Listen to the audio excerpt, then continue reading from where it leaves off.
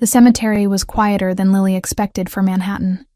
She stood behind an oak tree 50 feet from the graves, close enough to see but far enough to stay invisible. 5 days in New York, and this was the first time she had worked up the courage to come here. Her hands shook inside the pockets of her jacket. November wind cut through the thin fabric, but she barely felt it. All her attention focused on the man in the black suit, kneeling in front of 2 headstones. Anthony Ricchetti, her father. He looked older than the photos she had found online. Gray streaked through his dark hair at the temples, silver against black. His shoulders curved forward as he placed white flowers on each grave. Margaritas. Lily recognized them from blurry memories that felt more like dreams than reality. He was crying, not hiding it, not trying to stop.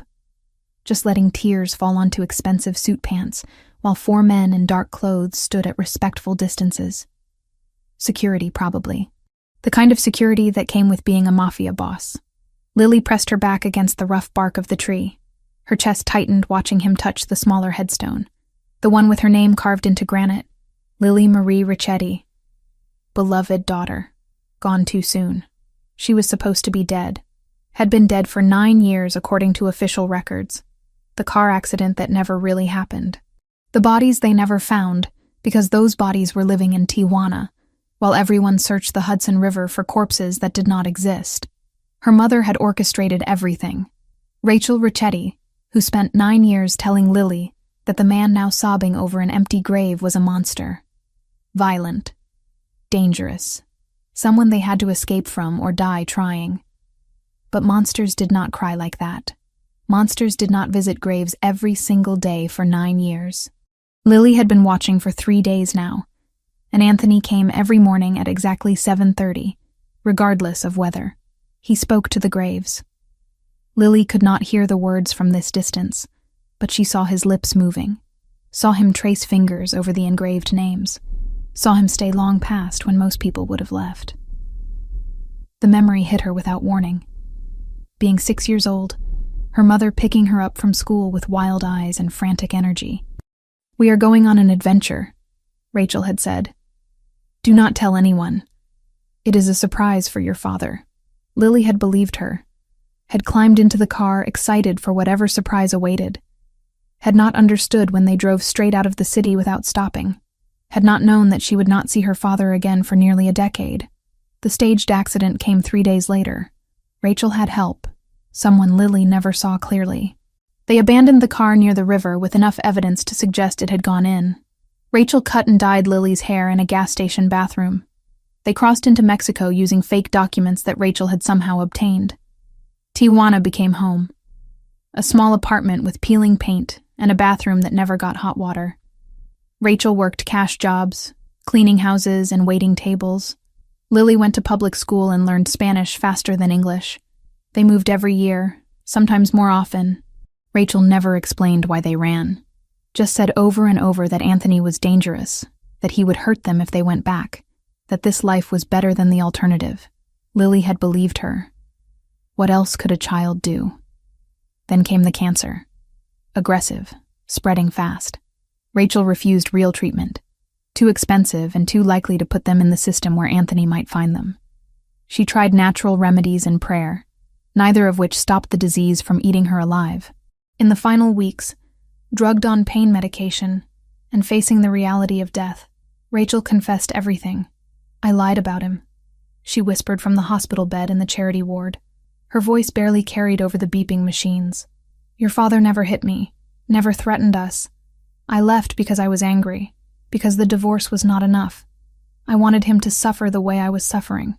Lily had sat frozen in the plastic chair, not believing what she heard. "I wanted custody. He was going to get it because of his lawyers, his money, his connections. So I took you instead. Made him think you were dead so he would never look." Rachel coughed, blood speckling her lips. "I thought it would make me feel better. It did not. It just made everything worse." "Why are you telling me this now?" Lily asked, numb. "Because you should know the truth. Because you deserve to know your father was not the monster I said he was." Rachel reached for Lily's hand with fingers like bird bones. "He is dangerous. That part is true.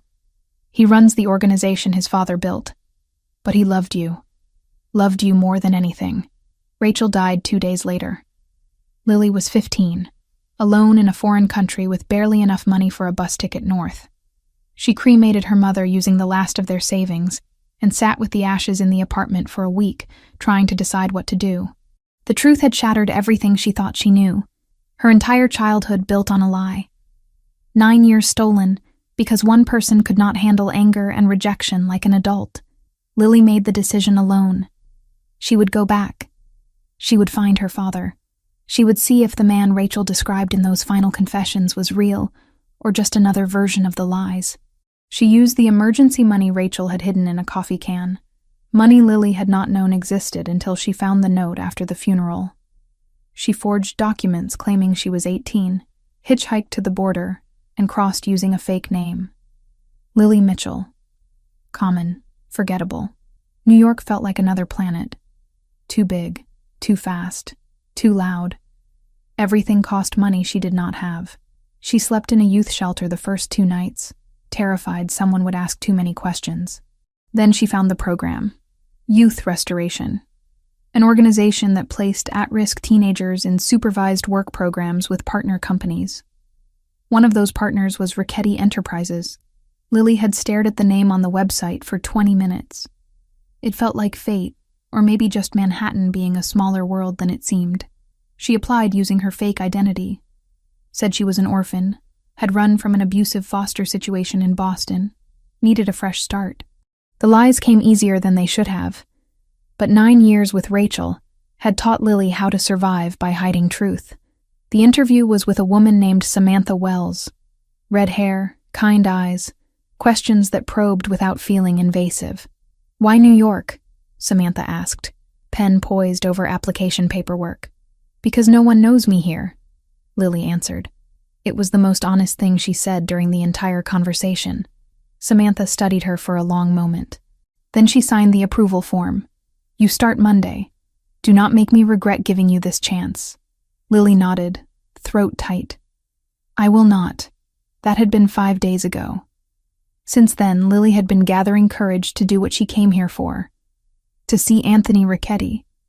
To understand who he really was before revealing herself, because the fear lingered. What if Rachel was right about some of it? What if he was dangerous? What if returning from the dead after 9 years made him angry instead of happy?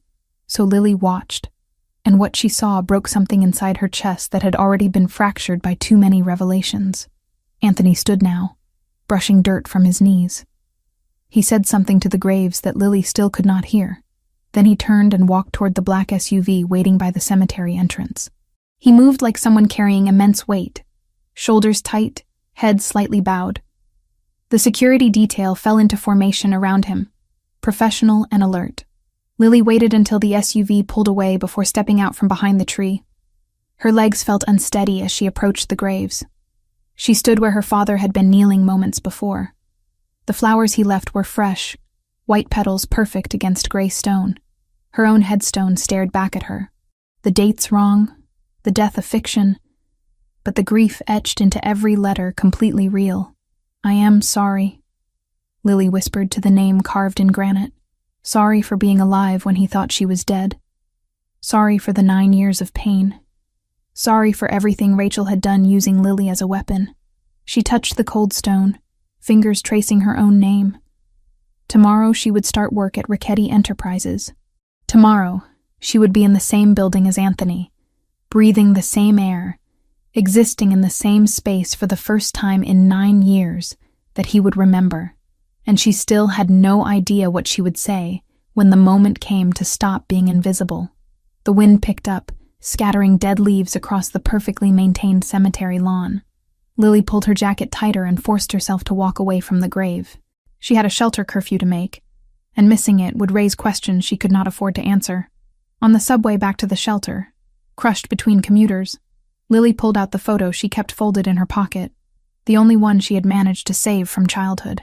Her 4th birthday, Anthony holding her on his shoulders while she laughed at something off camera. He looked happy, young, unburdened. She wondered if he ever smiled anymore, if 9 years of grief had killed that part of him completely. Monday morning came too fast. Lily stood outside the Richetti Enterprises building at 6:45, staring up at 18 floors of glass and steel. Somewhere in there, Anthony was probably already working, planning whatever Mafia Bosses planned, living the life that Rachel had tried to steal Lily from. Samantha met her in the lobby at 7 sharp. "Ready?" she asked, professional smile in place. Lily nodded, not trusting her voice. The elevator ride felt eternal. They got off on the 15th floor, administrative offices. Clean, modern, intimidating in its perfection. "You will be working in filing and cleaning," Samantha explained as they walked through the space. "Keeping the records organized, maintaining the offices. Simple work, but important." "Understood." Samantha stopped outside a door marked Archive. "Few rules. Do not interact with senior executives unless spoken to first. Do not ask questions about business matters. Stay focused on your assigned tasks. Can you do that?" "Yes." "Good." Samantha handed her a key card. "Your shift is 7 to 3, Monday through Friday. Any problems? You come directly to me."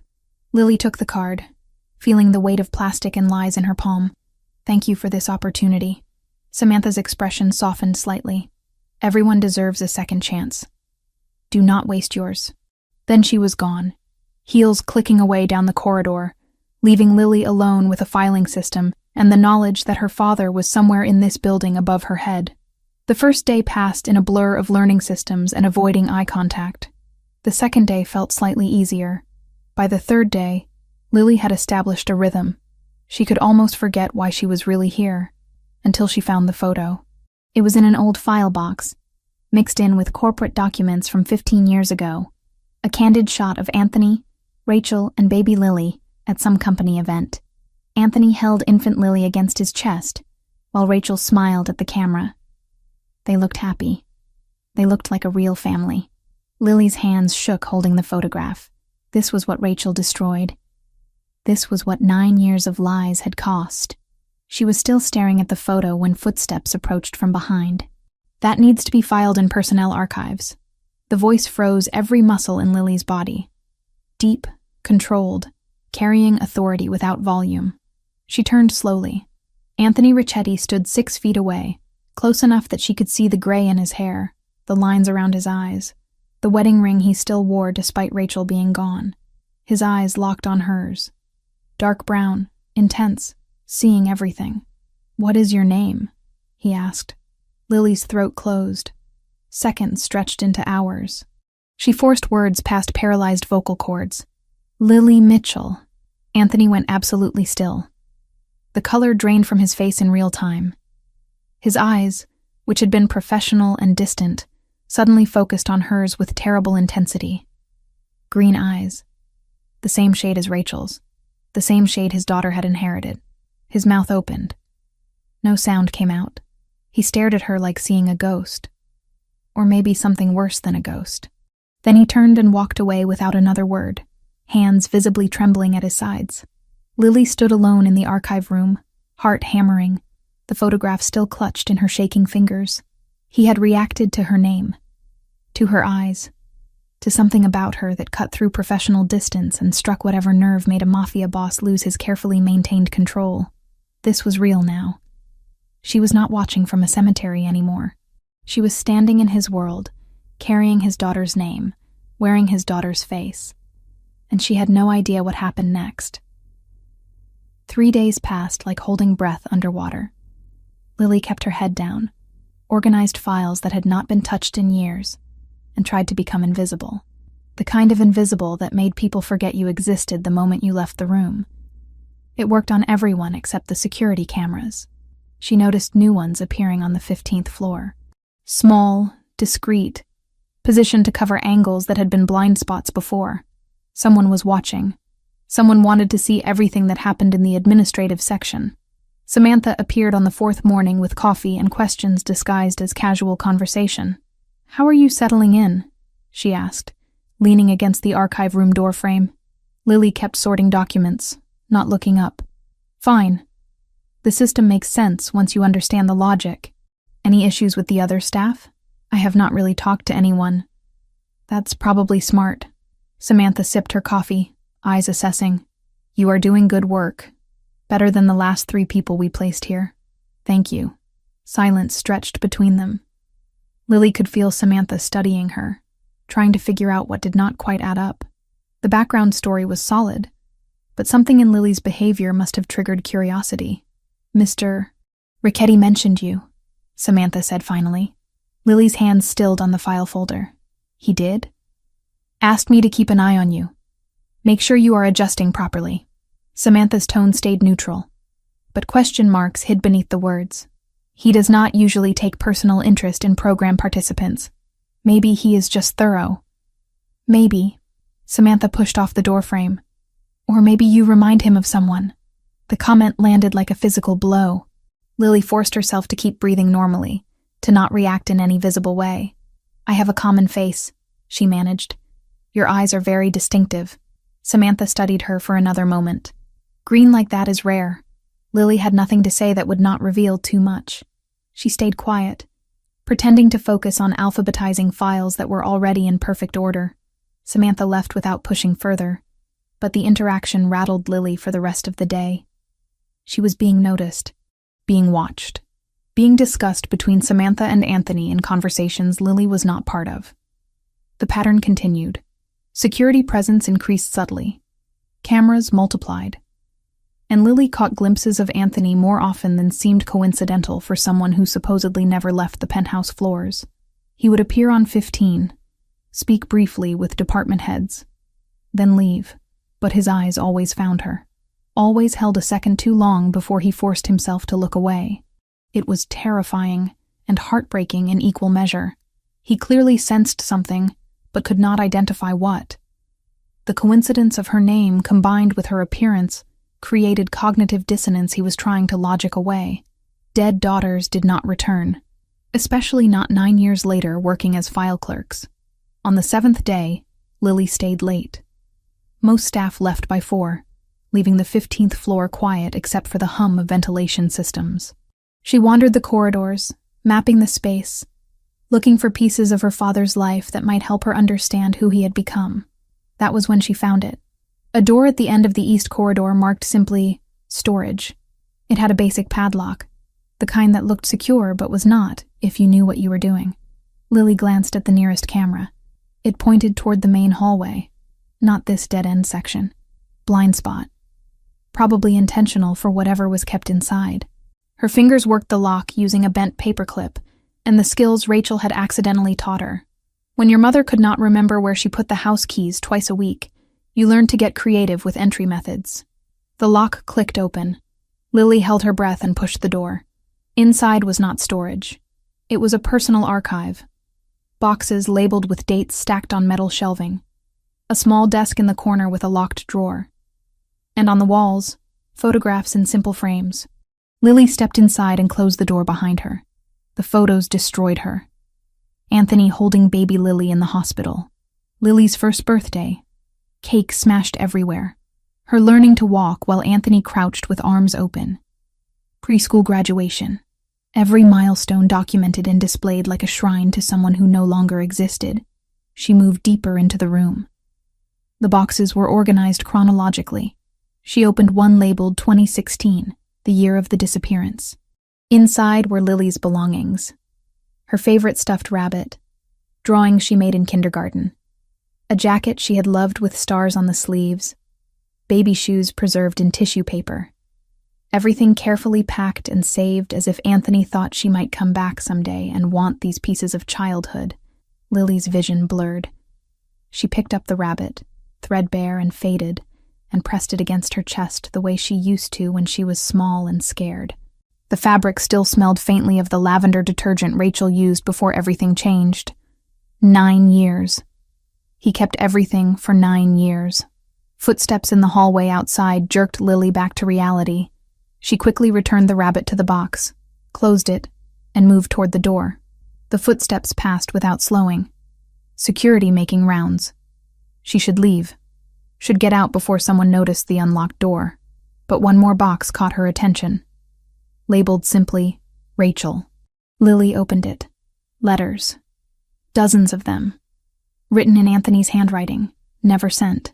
All addressed to Rachel. dated after the accident. Lily pulled one out and read, "I know you are gone. I know you are not reading this. But I need to tell you that I am sorry. Sorry for working too much. Sorry for not fighting harder to fix us. Sorry that our daughter will never know how much I loved her. I failed you both. I will carry that until the day I die."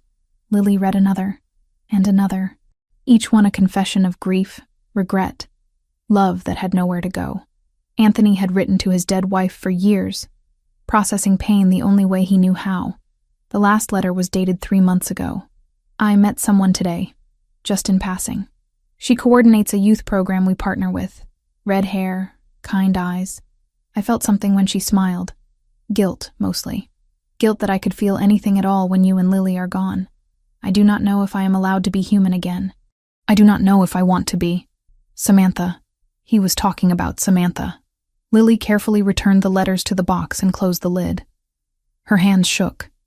Her father was beginning to heal, to feel again, and she was about to explode back into his life and shatter whatever fragile piece he had built. She left the room, locked it behind her, and walked quickly toward the elevators.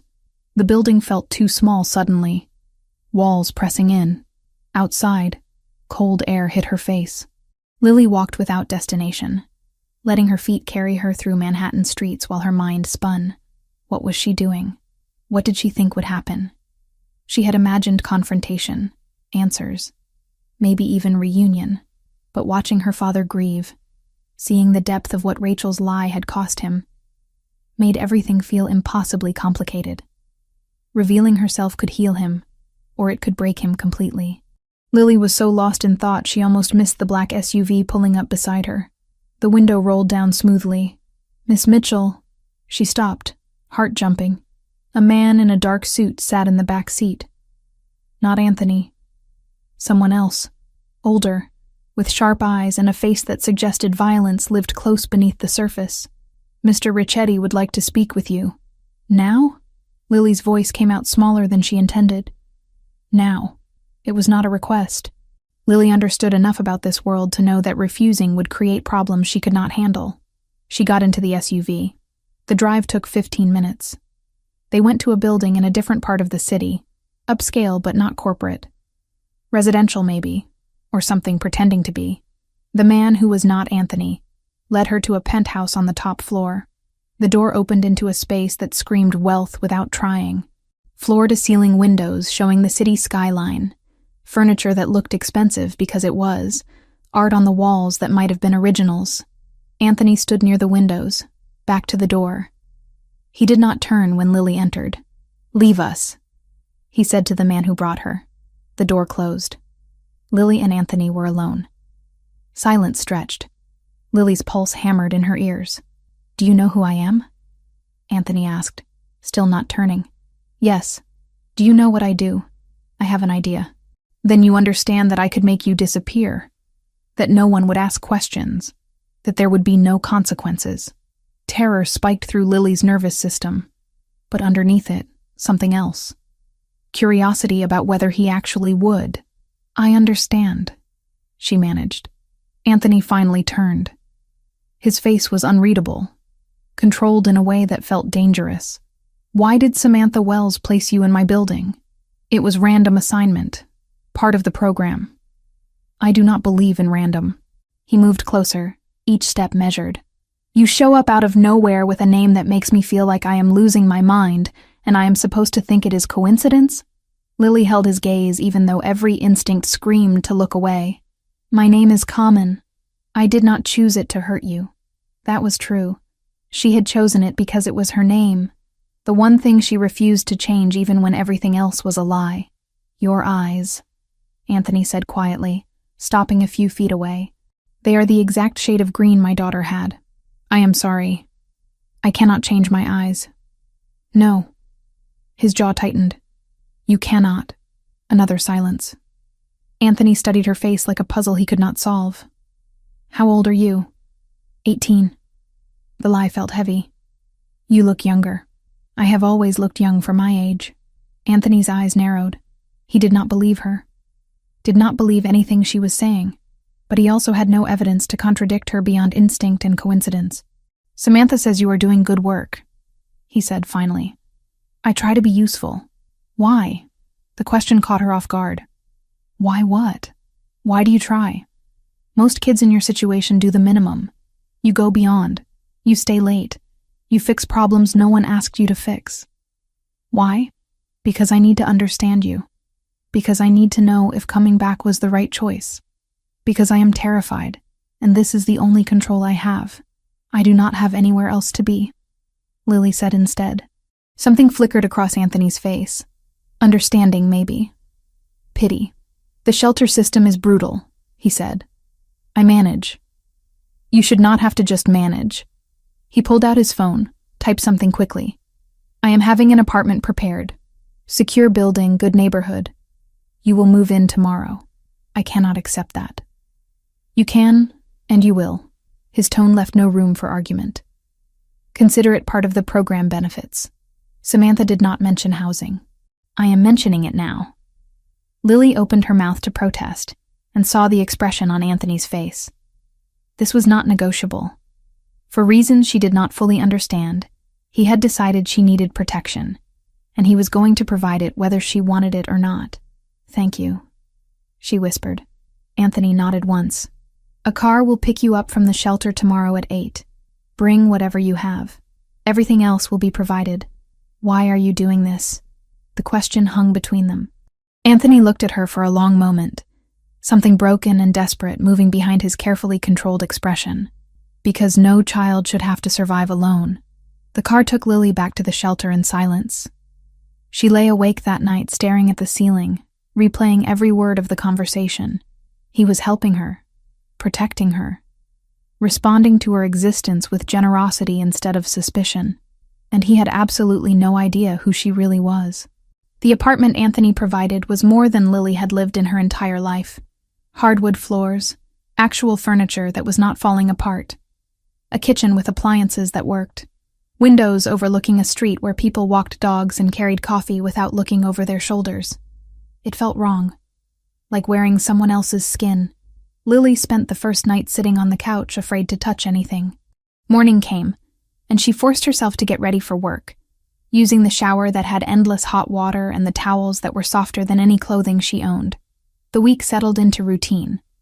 Work from 7 to 3. Learning the filing systems until she could navigate them in her sleep. Watching Anthony appear and disappear like a ghost on the 15th floor. Never speaking directly to her, but always aware of exactly where she was. The locked room called to her. Lily had left it alone after that first intrusion, worried that pushing boundaries would trigger consequences. But the memory of those boxes, those photographs, those pieces of childhood she barely remembered, pulled at her constantly. On Friday evening, after everyone left, Lily stood outside the storage room door. The building was quiet, except for the soft hum of electronics. Security would be making rounds, but she had timed their pattern, 15 minutes between sweeps of this corridor. The lock opened easily under her fingers. Muscle memory from years of necessity. Inside, nothing had changed. The boxes still sat on their shelves. The photographs still lined the walls. But this time Lily noticed the DVDs. Dozens of them, labeled with dates and events. She picked one at random. Lily, age 3, pizza making. A television and DVD player sat on the desk in the corner. Someone came here to watch these, recently, based on the lack of dust. Lily inserted the disc and pressed play. The screen flickered to life. A kitchen she barely recognized. Bright, clean, full of afternoon sunlight. And there, small enough to need a step stool, stood a little girl with dark curls and a white apron that dragged on the floor. Lily's breath caught. That was her. Actually her. Not a photograph, but moving and alive and real. Anthony's voice came from off-camera. Okay, Piccola. First we add the flour. Can you reach? I can do it! Little Lily's voice high and confident. She grabbed a measuring cup bigger than her hands. Careful. Not too much. I know, Papa. You told me already. The exasperation in her child voice made present-day Lily want to laugh and cry simultaneously. The video continued. Anthony appeared on screen, younger, less gray, genuinely smiling. He guided small hands through the process of making dough, mixing, kneading, shaping. Little Lily talked the entire time, asking endless questions that Anthony answered with patience Lily had not known existed. "When I am big, I will make pizza every day," little Lily announced. Every day might be too much pizza. No such thing. She smacked dough with both hands, giggling when flour puffed into the air. Anthony laughed. Actually laughed. The sound filling the kitchen and the recording in the empty room where Lily stood 9 years later watching her own ghost. The video ended. Lily sat frozen, face wet with tears she had not felt starting. That man, that father, was who Rachel had stolen her from. Not a monster. Not someone dangerous to his own child. Just a dad teaching his daughter to make pizza on a Saturday afternoon. Lily loaded another disc.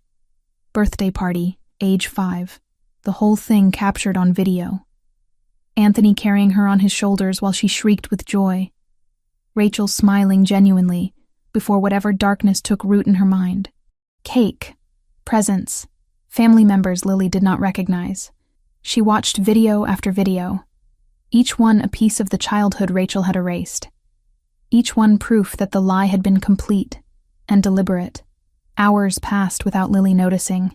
She was so absorbed in the screen that she did not hear the change in the building's ambient sound. Did not register that someone was accessing security footage in real time. 3 floors up, Anthony sat in his private office staring at a monitor showing the storage room. He had known the moment Lily entered. The alert came directly to his phone, same as last time. But watching her watch those videos, seeing her face illuminated by memories she should not have access to, broke something in his chest that had already been cracked for years. She cried, openly, desperately, touching the screen when the child version of herself appeared, like she recognized something she had lost. Anthony picked up his phone to call security, to have her removed, questioned, possibly arrested for repeated breaking and entering. His finger hovered over the contact. On screen, Lily pressed her palm flat against the television. The video showed Anthony swinging his daughter in circles while she laughed. Present-day Lily's shoulders shook with sobs. Anthony put the phone down. He typed a message to security instead. Storage room on 15. Leave it unlocked going forward. Filing error. The response came immediately. Understood, sir. Anthony turned off the monitor. He did not want to watch anymore. Did not want to see this girl who was not his daughter grieving for a childhood that was not hers to mourn.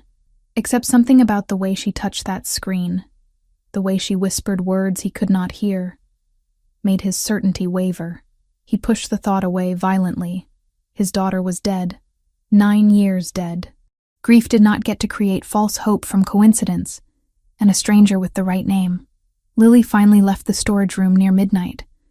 She returned to the apartment Anthony provided and lay awake until dawn, processing everything she had seen. Her father loved her. Past tense, present tense, probably future tense. That love saturated every frame of video, every carefully preserved toy, every photograph hung with precision. Rachel had destroyed that, deliberately, cruelly. Lily was angry at her dead mother in a way that felt dangerous. Anger that had nowhere to go, no target to confront, no way to be resolved. Saturday morning, Samantha called. "Are you busy? I thought we could grab coffee." Lily almost said no, almost claimed exhaustion or errands. But Samantha's voice carried concern that felt genuine, and Lily was tired of being alone with thoughts that spiraled darker by the hour. Sure. Where? They met at a cafe in Midtown. Samantha arrived with careful energy, like someone approaching a wounded animal. "How is the apartment?" she asked after they ordered. "Better than anything I have had before." Lily wrapped her hands around the coffee cup, absorbing warmth. Mr. Ricchetti surprised me when he arranged that. He does not usually get personally involved with program participants. Maybe I am just lucky. Maybe. Samantha studied her across the small table. Or maybe you remind him of someone, and he is trying to help in the only way he knows how. Lily said nothing. Safer to stay quiet than risk revealing too much. "I ran your background," Samantha said bluntly. "The official one from your application. Ice water filled Lily's veins. And there are inconsistencies. The school you claim to attend has no record of a Lily Mitchell. The foster home does not exist at that address. Your story has holes. Lily's mind raced through options. Deny? Deflect. Run. I am not going to report you, Samantha continued. But I need to understand who you really are. Because if you are running from something dangerous, I need to know. And if you are lying to get close to Mr. Ricchetti for some other reason, I need to know that too. I am not trying to hurt anyone. Lily's voice came out smaller than intended. Then what are you trying to do? The truth sat on Lily's tongue, heavy, desperate to be spoken, but fear held it back. Fear that saying it out loud would make everything irreversible. My mother died 2 months ago, Lily said instead. Partial truth, easier to manage. Cancer. We were living in Mexico. She did not have papers. I did not have papers. When she died, I had nothing. No family, no money, nowhere to go. So, you came to New York. I came home. The words slipped out before Lily could stop them. Samantha's expression sharpened. Home? I was born here. Before we left. Before everything. Lily met Samantha's eyes, willing her to understand without explanation. My mother had reasons for leaving. I am not sure they were good reasons anymore. What was your real name? Before Lily Mitchell? I cannot tell you that. Cannot or will not? Both. Samantha leaned back, processing. You are not 18. No. How old?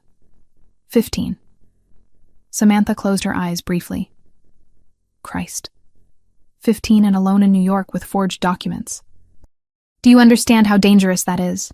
I survived worse in Tijuana. That does not make this safe. Nothing about my life is safe. At least here I have a chance at understanding where I came from. Lily's voice broke slightly. At understanding who I was supposed to be, before my mother took that away. Silence settled between them. Other cafe patrons talked and laughed, oblivious to the confession happening at the corner table. I am not going to turn you in, Samantha said finally. But you need to be careful. If Anthony finds out you have been lying, that you broke into his personal storage, that you are not who you claim to be, he will make me disappear. Lily finished the sentence calmly. He will consider it. That man protects what is his with terrifying efficiency. And right now, for reasons I do not fully understand, he considers you under his protection. If he thinks you betrayed that, the response will not be gentle. I am not betraying anything. I am just trying to survive. By lying to a mafia boss. Samantha's tone carried no judgment, just statement of fact. By trying to find home in the only place that ever felt like one. Even if I barely remember it. Samantha paid for the coffee and stood. Be careful, Lily. Whatever your real name is, whatever you are really doing here, be extremely careful. Some truths are more dangerous than lies. They parted on the street. Lily walked back to the apartment feeling more exposed than before, but also strangely lighter. Samantha knew she was lying, but Samantha was not turning her in. That evening, Samantha sat across from Anthony in a restaurant he owned but never advertised. The kind of place where business happened between courses and waitstaff knew not to overhear conversations. Thank you for making time, Samantha said, nervous in a way she rarely felt. You said it was about the program. Anthony's attention focused entirely on her. Intense, undivided. Initially, yes. But I am realizing I wanted an excuse to see you outside work. Something shifted in Anthony's expression. Surprise, maybe. Interest, definitely. I am not good company lately, he said. I will risk it, they ordered. Conversation started professional, discussing program logistics and participant progress. But gradually, naturally, it drifted personal. You lost someone, Anthony said.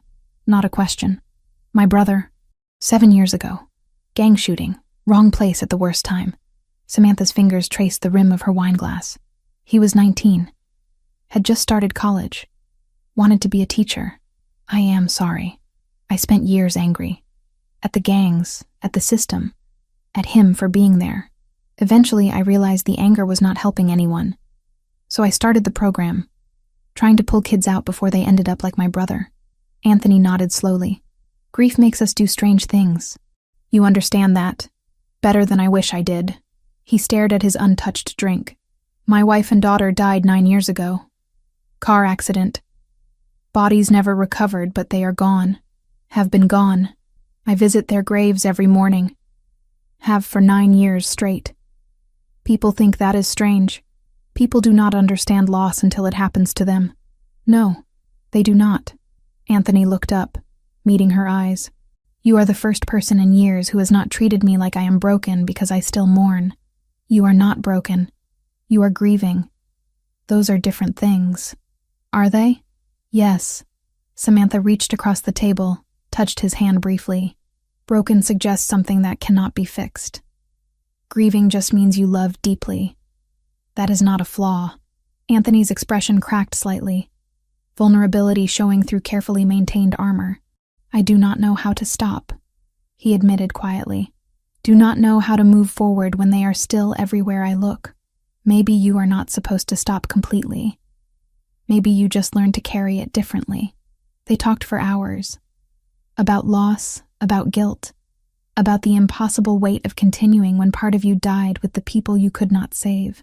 When Anthony walked Samantha to her car, he seemed lighter, less burdened. Thank you, he said. For dinner? For seeing me. Not the reputation or the fear. Just me. Samantha smiled. Same to you. She drove away feeling the beginning of something she had not expected. Connection with someone who understood darkness without being consumed by it. Anthony returned to his penthouse and stood at the windows overlooking the city. For the first time in 9 years, the thought of tomorrow did not feel entirely like punishment. Somewhere across Manhattan, Lily lay in an apartment she did not deserve, thinking about videos of a father who loved her and a mother who destroyed everything for reasons that would never make sense. 3 people, 3 different perspectives, orbiting the same truth that none of them could see yet.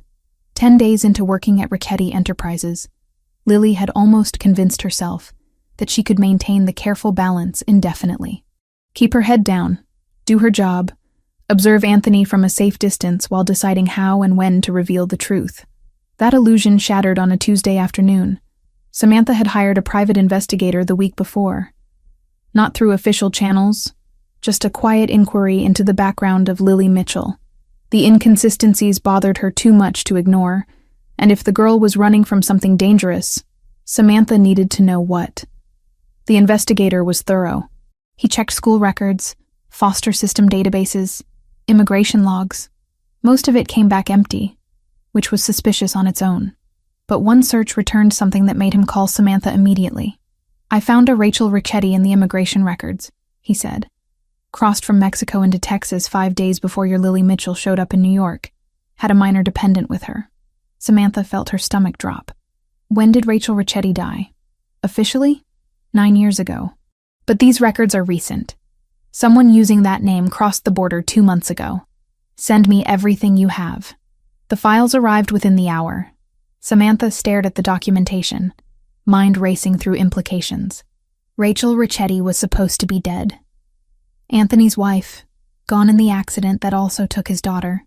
But if someone using that name crossed the border with a child, and days later, a 15-year-old girl with green eyes and the name Lily appeared in a program partnered with Anthony's company, Samantha grabbed her phone to call Anthony, then stopped. She needed to talk to Lily first, needed to understand what was happening before involving anyone else. What Samantha did not know was that the investigator had an employee, a young man who handled filing and copied documents for clients, a young man who also happened to be on the payroll of the Albanian Mafia, feeding them information about anyone investigating connections to their rivals. When he saw the name Richetti cross his desk, he photographed everything and sent it directly to his other employer. The Albanians had been watching the youth restoration program for months. It was perfect for their purposes. Anthony Richetti protected those kids, which meant they were leverage, potential targets, ways to hurt a man who was otherwise nearly untouchable. But this was something else entirely. If Anthony Richetti's supposedly dead daughter was actually alive and working in his building without his knowledge, That was information worth its weight in gold. They decided to investigate directly. Lily left work at 3, same as always. She walked the 6 blocks to the subway, lost in thought about the videos she had watched the night before. Another hour spent in that storage room. Another hour of seeing the father Rachel had stolen from her. She did not notice the man following her. Did not register the second man across the street keeping pace. Not until one of them stepped directly into her path. "Lily Mitchell," he said. Accent thick, Eastern European. "We need to talk." Lily stopped, every instinct screaming danger. "I do not know you, but we know you. Know your real name too. Lily Ricchetti." He smiled without warmth. "Or should we call you the girl who came back from the dead?" Terror spiked through her. "I do not know what you are talking about." "No?" The second man appeared beside her, boxing her in. "You do not know Anthony Ricchetti? Do not work in his building? Do not live in the apartment he pays for? I work for a company. That is all. We think you are more than that. We think you are very interesting. And we think you might want to make some money telling us about your father." The word father landed like a physical blow. They knew. Somehow, they knew. Lily bolted. She ran without thinking, instinct taking over. Behind her, footsteps pounded pavement.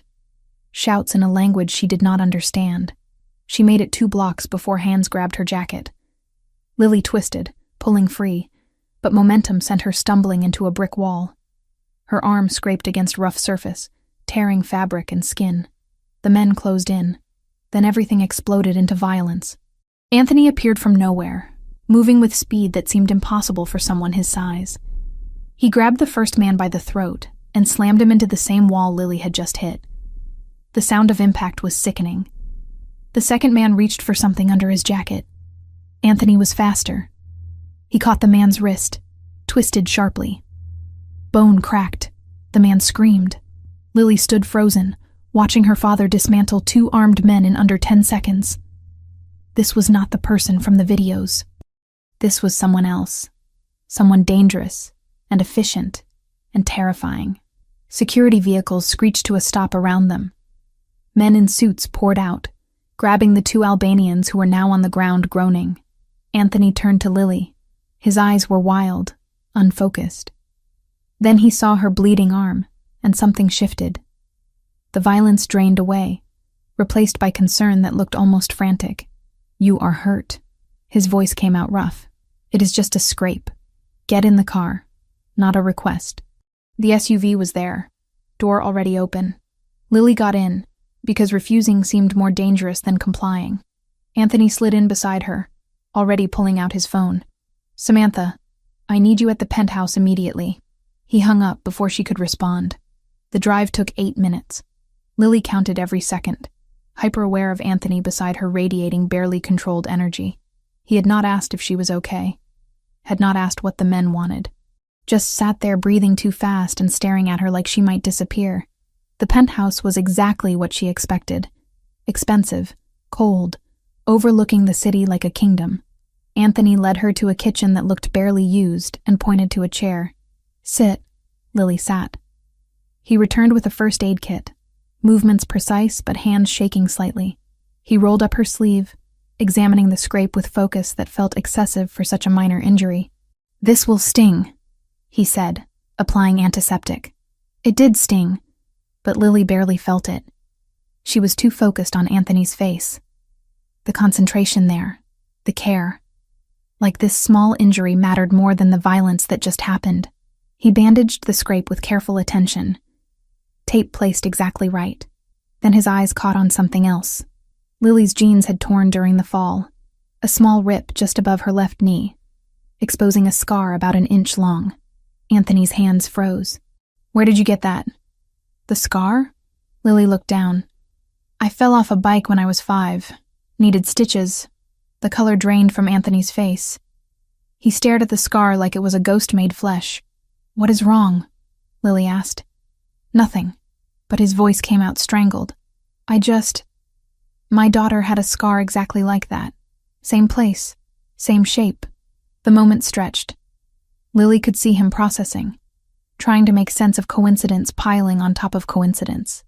Name, eyes, scar. How many similarities before it stopped being random? But dead daughters did not come back. That was impossible. The elevator chimed. Samantha rushed out, concern written across her face. What happened? Are you both all right? Albanian Mafia approached her on the street, Anthony said, still staring at Lily's knee. They knew her name. Knew she worked for me. How would they know that? That is what I intend to find out. Anthony finally looked up at Samantha. Can you stay with her while I handle the interrogation? Of course. Anthony left without another word. Samantha waited until the elevator doors closed before turning to Lily with an expression that demanded truth. My office got broken into 2 days ago, she said quietly. The investigator I hired to check your background. Someone stole copies of his files. Lily's breath caught. What files? Immigration records showing Rachel Ricchetti crossed the border from Mexico 5 days before you appeared in New York. Samantha moved closer. The same Rachel Ricchetti who supposedly died 9 years ago with her daughter. I can explain. I think you better. Samantha's voice stayed gentle but firm. Because right now, the Albanian Mafia knows something about you that made them come after you directly. And Anthony is downstairs torturing 2 men for answers that I think you already have. Lily felt everything crumbling. The careful facade, the planned revelation, the control she thought she maintained. It all fell apart under Samantha's knowing gaze. My name is Lily Ricchetti, she whispered. Not Mitchell. Ricchetti. Samantha went very still. Anthony's daughter. Yes, but you are supposed to be dead. I was never dead. My mother faked the accident. She kidnapped me, took me to Mexico, and made my father believe we drowned. The words came faster now. 9 years of secrets spilling out. I lived in Tijuana. My mother died of cancer 2 months ago. Before she died, she told me the truth, that she lied about everything, that my father was not the monster she claimed. So I came back to see for myself. Samantha sank into a chair, processing. You have been watching him. Yes, and he has no idea who you are. No, Lily's voice broke. I wanted to be sure first. Wanted to know if my mother was right about him being dangerous. But she was not. He is not. He is just broken because of what she did to him. Lily. Samantha said her real name carefully. Do you understand what this means? What this will do to him when he finds out? I know. That is why I have not told him yet. I do not know how to tell him without destroying him. And in the meantime, the Albanian Mafia found out somehow. They are going to use this against him. Samantha stood, pacing. We need to tell Anthony before they do. I cannot. Not yet. Please. You do not get a choice anymore. Those men downstairs are going to talk. They are going to tell Anthony they were sent to investigate his supposedly dead daughter. When that happens, he is going to come up here demanding answers. And I am not going to lie to him. Lily felt tears burning. Give me 2 weeks. 2 weeks to figure out how to tell him myself. Please. Samantha looked at her for a long moment. Then something in her expression softened. 2 weeks, she agreed. But if the Albanians talk first, or if anything happens that puts you or Anthony in more danger, I am telling him everything immediately. Understood? Understood. They heard the elevator. Anthony returned, blood on his knuckles, face grim. They were sent to investigate rumors, he said. Someone told them Anthony Ricchetti's daughter might be alive and working in my building. They wanted to confirm before approaching me with the information. Who told them? Samantha asked. They do not know. The tip came through anonymous channels. But someone knows something, and they are using it to stir up trouble. He looked at Lily. I am increasing your security. Full detail, 24 hours. No arguments. That is not necessary. It absolutely is. Someone is targeting you because of your connection to me. That makes you my responsibility. Lily wanted to scream that she was more than a responsibility. She was his daughter, his supposedly dead daughter standing right in front of him bleeding from a scrape he had bandaged with shaking hands. But she stayed silent, because Samantha was right. The truth was coming whether she was ready or not, and when it did, nothing would ever be the same again. After the attack, after Anthony's hands stopped shaking from bandaging Lily's arm, after he left to interrogate the men who had grabbed her, Samantha stood alone with the girl in the penthouse and felt the weight of everything unsaid pressing down like physical force. "We need to talk," Samantha said quietly. "Now." Lily nodded, face pale. She looked younger than 15 in that moment. Looked like exactly what she was, a child playing a dangerous game with rules she did not fully understand. "I have evidence," Samantha continued, voice measured but firm. "Immigration records showing Rachel Ricchetti crossed from Mexico 5 days before you appeared. The investigator I hired found them before someone broke into his office and stole copies." Lily's breath hitched. "The Albanians. Probably. Which means they know something or suspect something, and that makes you a liability Anthony cannot afford." Samantha moved closer.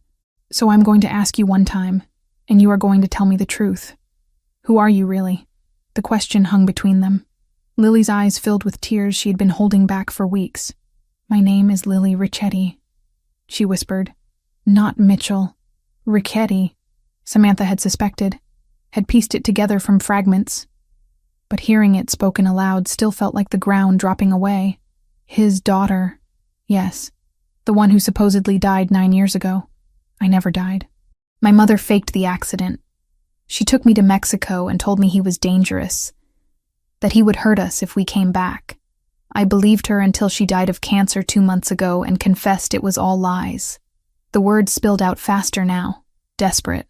"She said he loved me, that she did this out of anger, not fear. So I came back to see if it was true." Samantha sank into the nearest chair, processing. 9 years. Anthony had mourned for 9 years, visited graves every morning for 9 years, kept videos and clothes and memories for 9 years, all while his daughter lived. "Does he know?" she asked, though she already knew the answer. "No. I wanted to be sure first. Wanted to see who he really was before I told him." Lily's voice broke. "I thought I had time. I thought I could just watch and decide. But now the Albanians know and everything is falling apart. You should have told him immediately. I was afraid. What if my mother was right about some of it? What if he was dangerous to me specifically? So you lied instead. Used a fake name, worked in his building. Let him give you an apartment and protection without telling him why you were really here." Samantha's tone carried no judgment, just exhaustion. "Do you have any idea what this will do to him when he finds out? I know it will hurt him. That is why I have not said anything yet. It will do more than hurt him, Lily. It will destroy him. He built his entire life around that grief, around the belief that he failed to protect you. And now you are here, alive, and he does not know." Lily wiped at her eyes. "What do I do?" Samantha thought about Anthony downstairs, probably breaking bones to get answers from men who knew a fraction of what she now knew. Thought about the way he had frozen when he saw Lily's scar, the way his hands shook bandaging a simple scrape. "You tell him," Samantha said finally. "But not today. Not while he is in interrogation mode, and you are still shaking from being grabbed on the street. Then when? I will give you 2 weeks, 14 days to prepare yourself, to figure out how to say it. But if the Albanians move again, or if I think he is about to find out some other way, the deal ends. I tell him everything immediately. Why are you helping me? Because you are a child who got caught up in an adult's terrible choices. And because he deserves to hear this from you, not from me or from enemies trying to use it as leverage." Samantha stood. "But understand this clearly. If you run, if you disappear, if you do anything that makes this worse, I will tell him everything. Are we clear?" "Yes. Say it." "I understand. 2 weeks. Then I tell him myself or you do it for me." "Good." Footsteps approached from the hallway. Anthony returned, blood on his knuckles from interrogation that had clearly been less conversation and more violence. "They talked," he said, voice flat. "The Albanians were sent to investigate rumors. Someone told them Anthony Ricchetti's dead daughter might be alive and working in my building. They wanted to confirm before approaching me directly." "Who told them?" Samantha asked, though she already suspected the answer involved her investigator's office. "They do not know. Anonymous tip through their network. But someone is feeding information, which means someone either knows or suspects something." His eyes moved to Lily. "Which makes you dangerous to have around. Not because of who you are, but because of what people think you might be. Lily said nothing. Could not say anything without revealing everything. I am increasing security, Anthony continued. Full detail, rotating shifts, 24-hour coverage. You do not leave that apartment without 2 men minimum. You do not go anywhere I have not approved first. Understood. That is not necessary, Lily protested weakly. It absolutely is. Someone grabbed you on my watch. That does not happen twice. His tone left no room for argument. You are under my protection now. That means something in this world. After he dismissed them, Samantha drove Lily back to the apartment in heavy silence. Only when they were alone in the car did she speak again. He is going to figure it out eventually, she said. The coincidences are piling up too high. Name, eyes, scar. How long before he stops explaining it away as grief playing tricks? I know. Lily stared out the window at the city passing by. I will tell him. I just need time to find the right words. There are no right words for this. But you better find something close. The next days rearranged themselves around that promise. Anthony moved fast. Within 24 hours, he had neutralized the immediate Albanian threat through methods Samantha chose not to ask about. The 2 men who grabbed Lily disappeared into the system. Word went out through channels that touching anyone connected to the youth restoration program meant war. The Albanians backed off. Not permanently, but enough to create breathing room. Anthony made it clear he would trade territory, money, access, whatever it took to keep his protected people safe. It was more than most bosses would offer. It was also more than made logical sense for a girl he barely knew. But Anthony did not operate on logic where Lily was concerned. Something about her bypassed rational thought and went straight to instinct. Protect, guard, keep safe. He could not explain it. Did not try. Just accepted that this was how things were now. Security became Lily's constant shadow. 2 men, always. They did not speak unless necessary. Did not ask questions. Just existed as silent barriers between her and the world. At work, they stood outside the archive room. On the subway, they sat 2 seats away. Outside her apartment at night, they took shifts in the hallway. Lily hated it and needed it at the same time. In between the security and the fear, something else happened. Anthony started pulling her into his orbit more deliberately. It started small. Checking in during lunch to make sure she had eaten. Asking about her day when their paths crossed in the building. Small gestures that felt oversized coming from someone like him. Then it escalated. I am having dinner with Samantha tonight, he told Lily one afternoon. You should join us. That is not necessary, she said automatically. I am not asking if it is necessary. I am telling you that I want you there. She went because refusing felt impossible. The restaurant was quieter than she expected. Private room, single table, candles that made everything feel intimate rather than formal. Anthony was already there when they arrived, reading something on his phone. He looked up as they entered. His expression softened in a way Lily had only seen in the videos. Sit, he said. Both of you. Dinner became a pattern over the following 2 weeks. Sometimes it was the 3 of them. Sometimes just Anthony and Samantha while Lily stayed behind. Aware that something was building between them that had nothing to do with her, she watched them carefully during those shared meals. Watched the way Anthony leaned toward Samantha when she spoke. The way his voice dropped into something gentler when he answered her questions. The way he smiled, actually smiled, at things she said. You are different with her, Lily observed one night when Samantha had stepped away to take a call. Anthony did not deny it. She sees me. Not the reputation or the fear. Just the person underneath all of it. That matters to you. More than I thought it would. He studied Lily across the table. You understand loss. I can see it in you. The way you hold yourself. Like you are used to things disappearing. My mother died 2 months ago, Lily said. True enough. Even if incomplete. Then you know what it costs to keep breathing after. He paused. Samantha understands that too. Her brother died young. Gang violence. She spent years trying to save other kids from the same fate. Is that why you trust her? I trust her because she does not flinch from difficult truths. And because when I talk about my daughter, she does not look at me like I am broken. The mention of his daughter made Lily's chest tighten. You still think about her, she said carefully. Every day. Every hour. His voice carried weight that years could not erase. She would be your age now. 15. I wonder what she would be like. If she would still love making terrible jokes. If she would argue with me about everything the way she did when she was 6. What happened? Lily asked, even though she knew. Needed to hear him say it. Car accident. My wife was driving. They went into the Hudson River. We never found the bodies, but the blood evidence, the timeline, everything pointed to them being gone. He exhaled slowly. I have spent 9 years wondering if they suffered. If they were afraid. If my daughter called for me while she drowned. The pain in his voice nearly broke her. Lily wanted to reach across the table and tell him right then. Tell him she had not drowned. Had not suffered in that way. Had been alive this entire time. But Samantha was returning, and the moment closed. Later that night, after Anthony had walked them both to their cars, Samantha pulled Lily aside. You are running out of time, she said quietly. He is starting to care about you independent of whatever instinct is telling him to protect you. When he finds out you have been lying this entire time, that care will turn to something much worse. I know. I am working on it. Work faster.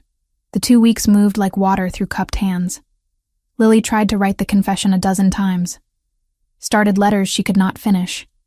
Practiced speeches that sounded hollow out loud. Meanwhile, Anthony wrestled with ghosts. The scar on Lily's knee haunted him. He thought about it at night when sleep would not come. Thought about the day his daughter fell off her bike. The way she cried but refused to let go of his hand through the entire emergency room visit. 6 stitches. Small scar. Same location as the mark he had seen on this stranger who worked in his building and looked at him with eyes the exact shade of green his wife had passed to their child. He told himself it meant nothing. Coincidence existed. Scars happened. People fell. But the explanation felt thinner each time he repeated it. One night he sat in the storage room on 15, watching videos of his daughter. Paused on a frame of her face at age 4. Then pulled up security footage of Lily from that morning. Side by side, they looked nothing alike. Different ages, different contexts, different lives. But the tilt of her head when she was thinking, the way her mouth curved when she was trying not to smile, the exact arch of her eyebrows when she concentrated. He closed both screens and poured a drink he did not finish. She is dead, he said aloud to the empty room. This is grief. Nothing more. The room did not answer. While Anthony fought with himself, Samantha found herself pulled deeper into his life. Their dinners became longer. Their conversations drifted from work to personal territory more often. He told her about his parents, about the restaurant his father had run as a front for other business, about his mother who pretended not to know the details as long as her husband came home each night. Did you ever want something different? Samantha asked one evening. When Lily was born, yes. I thought about leaving, taking them somewhere quiet. But this life does not let go easily. There are always obligations. He looked at her with something raw, showing through the usual control. If I had known what staying would cost, I would have burned it all down myself. You loved them that much. I love them that much, he corrected. Present tense. That does not end. Does it get easier? Some days it feels like a scar that has healed over. Still there, but not actively hurting. Other days it is as fresh as the first morning. No pattern. No warning. You just wake up and it is there again. Samantha reached across the table, touched his hand briefly. You are allowed to feel things again. To want things that are not just about surviving. Am I? Yes. He looked at their hands, his larger and scarred from years of violence, hers smaller and steadier. He did not pull away. I am not good at this, he admitted quietly. At being anything other than what I am.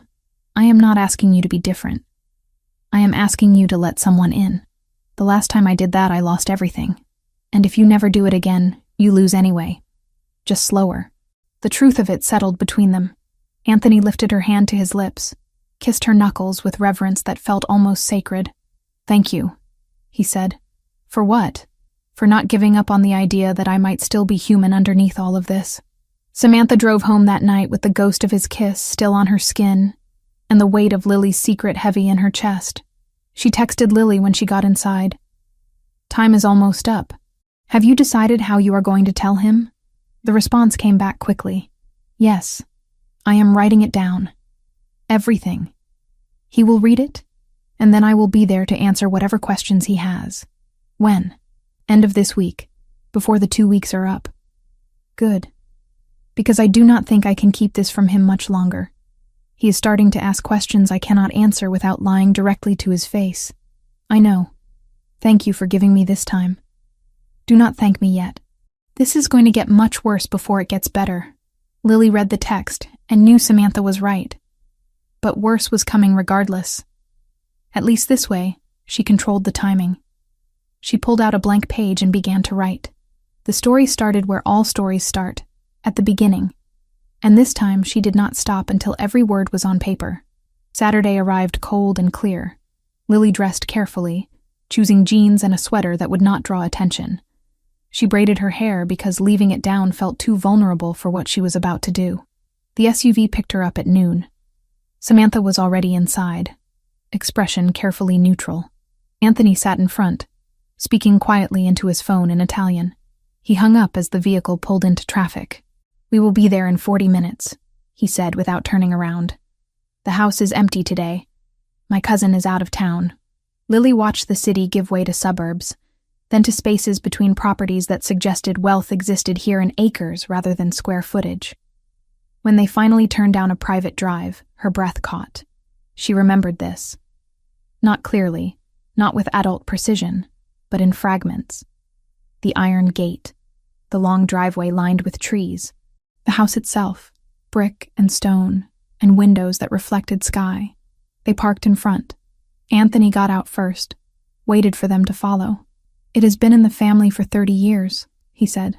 "My father bought it when the business became successful. I lived here with Rachel and Lily before things fell apart." He said his daughter's name without flinching, but Lily saw the tightness around his eyes.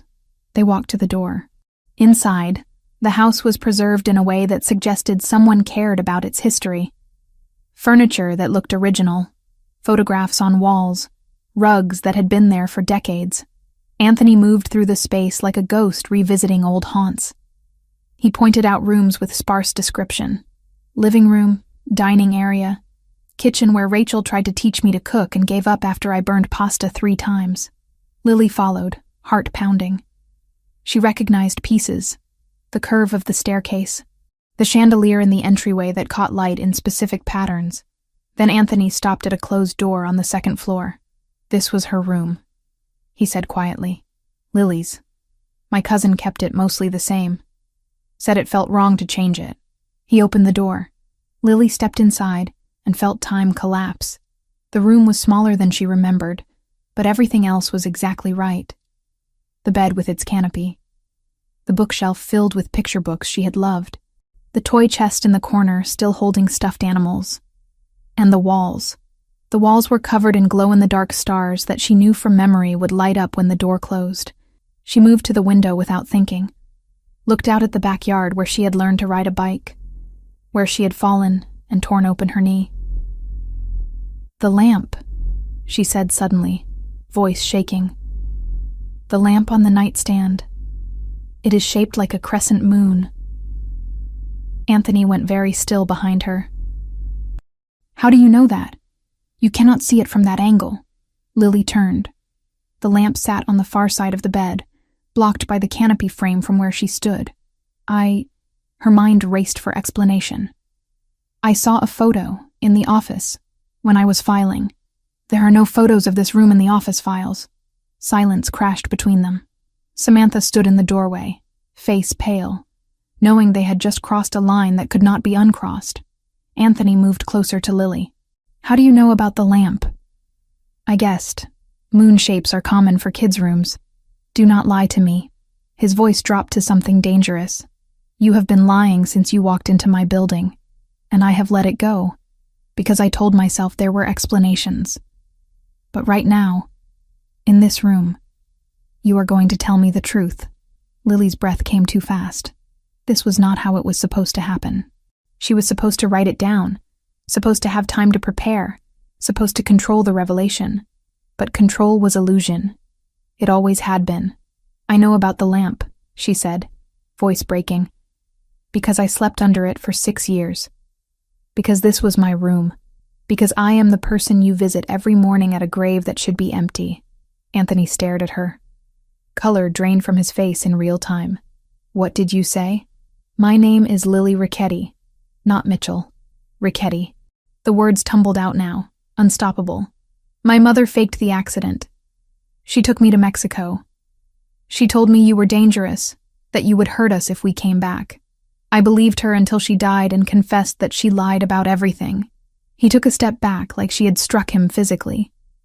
That is not possible. You are dead. The car, the blood, the investigation, all staged. She planned it for weeks. Had help from someone I never met.